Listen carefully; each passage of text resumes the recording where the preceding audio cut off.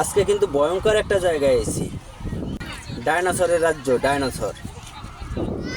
কুয়েতের ভিতরে অনেকেই এই জায়গাটা চিনে না।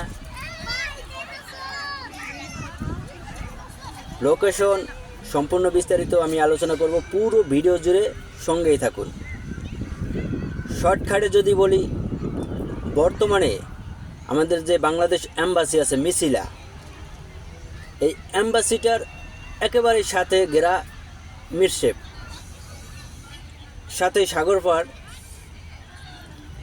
এখানে কিন্তু ডাইনোসরের রাজ্য, যা ভিডিওতে আপনারাই দেখতে পাইতেছেন।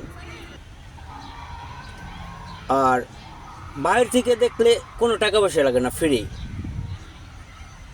যে বাউন্ডারি দেওয়া আছে, এই বাউন্ডারির ভিতরে প্রবেশ করলে টিকিটের প্রয়োজন হয়, বা অনেক কিছু আছে যেগুলোর উপরে উঠলে বাচ্চারা খেলা করে, ওগুলোর উপরে উঠলে টিকিট কাটতে হয়। আমার কাছে এই জায়গায় এসে কিন্তু আজকে মোটামুটি খুবই ভালো লাগলো। ভিউটাও কিন্তু অসাধারণ, পাশেই সাগর পাড়, আবার একেবারে চিড়িয়াখানার মতো ফিলটা, সেম চিড়িয়াখানা।